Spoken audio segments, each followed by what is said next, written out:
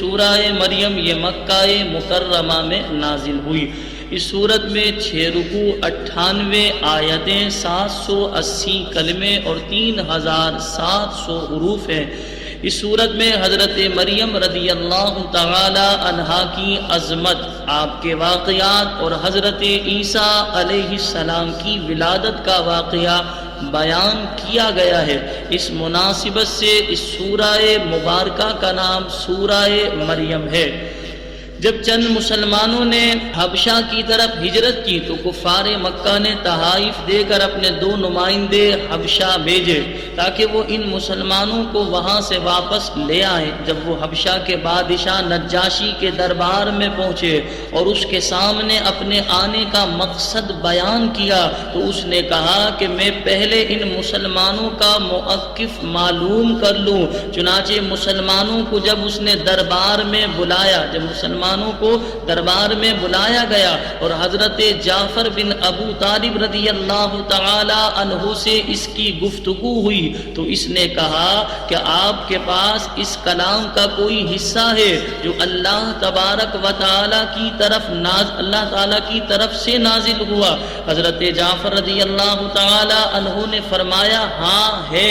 پھر اس کے سامنے آپ رضی اللہ تعالی عنہ نے سورہ مریم کی تلاوت کی۔ حضرت ام سلمہ رضی اللہ تعالی عنہا فرماتی ہے اللہ کی قسم نجاشی سورہ مریم سن کر اتنا رویا کہ اس کی داڑھی بھیگ گئی، اور اس کے دربار میں موجود وہ لوگ جن کے سامنے مصاحف کھلے ہوئے تھے اتنا روئے وہ لوگ بھی کہ ان کے مصاحف بھیگ گئے۔ پھر نجاشی نے کہا بے شک یہ دین اور جو دین حضرت موسیٰ علیہ السلام لے کر آئے یہ ایک ہی طاق سے نکلے ہیں، اور کفار کے نمائندوں سے کہا تم لوگ یہاں سے چلے جاؤ، خدا کی قسم میں کبھی بھی انہیں تمہارے حوالے نہیں کروں گا۔ نبی کریم صلی اللہ علیہ وسلم کی بارگاہ میں حاضر ہو کر عرض کی۔ حضرت ابو مریم غسانی رضی اللہ تعالیٰ عنہ فرماتے ہیں یا رسول اللہ صلی اللہ علیہ وسلم آج رات میرے ہاں لڑکی کی ولادت ہوئی ہے۔ حضور پرنور صلی اللہ علیہ وسلم نے ارشاد فرمایا آج رات مجھ پر سورہ مریم نازل کی گئی تو اس کا نام مریم رکھ دو۔ چنانچہ اس لڑکی کا نام مریم رکھ دیا گیا۔ مریم کا معنی ہوتا ہے اللہ کے گھر کی خادمہ، لیکن نبی کریم صلی اللہ علیہ وسلم نے بھی نسبت والا نام بیان کیا۔ یہ سورہ مبارکہ کو نسبت حضرت مریم سلام اللہ علیہا سے ہے کہ ان کے واقعات بیان ہوئے ہیں، تو اس مناسبت سے اس سورہ مبارکہ کا نام مریم ہے۔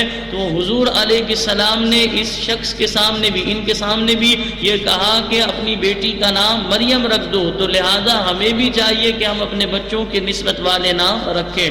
اب سماعت فرمائے اس سورہ مبارکہ میں اللہ پاک نے کیا مضامین بیان فرمائے۔ علماء فرماتے کہ اس میں انبیاء کرام کے واقعات کی ضمن میں اللہ تعالیٰ کے وجود، اس کی واحد یکتا ہونے، اللہ تعالیٰ کی قدرت اور قیامت کے دن مخلوق کے دوبارہ زندہ ہونے اور اعمال کی جزا سزا ملنے کو ثابت کیا گیا ہے۔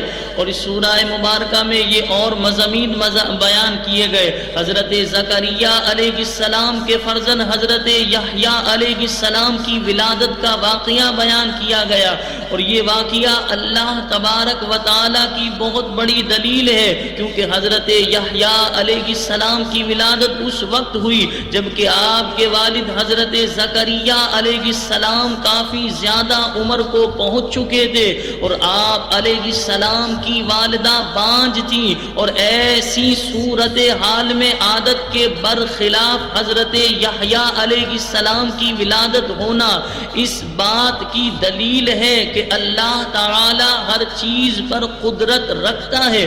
نیز حضرت زکریا علیہ السلام کی نیک بیٹے کی مانگی ہوئی دعا مقبول ہونے اور حضرت یحییٰ علیہ السلام کو بچپن میں ہی منصب نبوت سے سرفراز کیے جانے کا ذکر ہے۔ اس کے بعد حضرت عیسیٰ علیہ السلام کا واقعہ بیان کیا گیا کہ اللہ تعالیٰ نے فطری طریقے سے جدا گانا طریقے سے اپنی نیک بندی حضرت مریم رضی اللہ تعالی عنہا سے اپنے بندے حضرت عیسیٰ علیہ السلام کو بغیر باپ کے پیدا کر دیا، اور یہ واقعہ اللہ تعالیٰ کی عظیم قدرت کی دوسری بڑی دلیل ہے کہ انسان کو پیدا کرنا مرد اور عورت کے ملاپ پر ہی موقوف نہیں، بلکہ اللہ تعالیٰ چاہے تو مرد و عورت کے ملاپ کے بغیر بھی انسان پیدا کر سکتا ہے، اور خالق حقیقی اللہ تعالیٰ ہی ہے۔ حضرت عیسیٰ علیہ السلام کی ولادت کے وقت حضرت مریم رضی اللہ تعالی عنہا کو دی جانے والی تسلی اور ان پر کیے جانے والے انعامات کا ذکر کیا گیا۔ یہ بیان کیا گیا کہ حضرت عیسیٰ علیہ السلام کی ولادت کی وجہ سے حضرت مریم رضی اللہ تعالی عنہا نے کس طرح لوگوں کے طعن و تشنی اور ملامت کا سامنا کیا، اور کس طرح حضرت عیسیٰ علیہ السلام نے جھولے میں اپنی والدہ کی پاک دامنی بیان کی اور اپنی نبوت کا اعلان فرمایا۔ حضرت عیسیٰ علیہ السلام کی ولادت سے یہودیوں اور عیسائیوں میں اختلافات پڑنے کا ذکر ہے۔ حضرت ابراہیم علیہ السلام کی اپنے عرفی باپ آزر سے بتوں کی پوجا کے بارے میں ہونے والی بحث کا بیان کیا گیا، اور آپ کی زوجہ محترمہ حضرت سارہ رضی اللہ تعالی عنہا کے بانجھ ہونے کے باوجود ان کے ہاں دو بیٹوں حضرت اسحاق اور حضرت یعقوب علیہ السلام کی ولادت اور انہیں نبوت ملنے کا ذکر کیا گیا۔ طور پر حضرت موسیٰ علیہ السلام کی اللہ تعالی سے مناجات کرنے اور ان کے بھائی حضرت ہارون علیہ السلام کو نبوت ملنے کا واقعہ بیان کیا گیا۔ حضرت اسماعیل علیہ السلام کا ذکر کیا گیا کہ وہ وعدے کے سچے تھے اور وہ اپنے گھر والوں کو اور اپنی قوم جرہم کو نماز اور زکوٰۃ کی ادائیگی کا حکم دیتے تھے۔ حضرت ادریس علیہ السلام کے واقعے کی طرف اشارہ کیا گیا اور یہ بیان کیا گیا ہے کہ اللہ تعالیٰ نے حضرت آدم علیہ السلام کی اولاد میں سے ان انبیاء کرام علیہم السلام پر انعام فرمایا اور انہیں لوگوں کی طرف رسول بنا کر بھیجا۔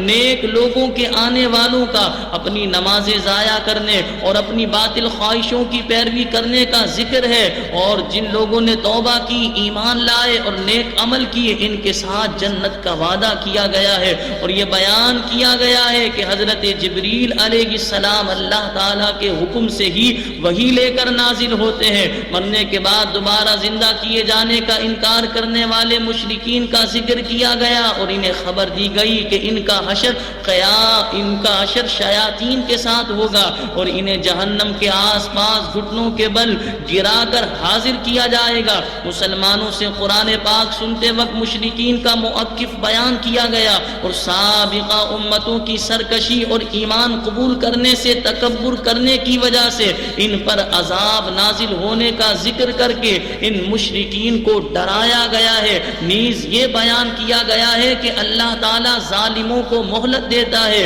اور اہل ایمان کی ہدایت کو زیادہ کرتا ہے، اور اللہ تعالیٰ اولاد سے پاک ہے، اور جنہوں نے اللہ تعالیٰ کی طرف اولاد کی نسبت کی انہیں عذاب سے ڈرایا گیا۔ یہ بیان کیا گیا ہے کہ اللہ تعالیٰ قیامت کے دن ایمان والوں کو جنت میں داخل کرے گا اور کافروں کو جہنم کی طرف ہانک دے گا۔ اللہ پاک ہم سب کو بلا حساب و کتاب کی جنت کا داخلہ نصیب فرمائے۔ وآخر دعوانا ان الحمد للہ رب العالمین۔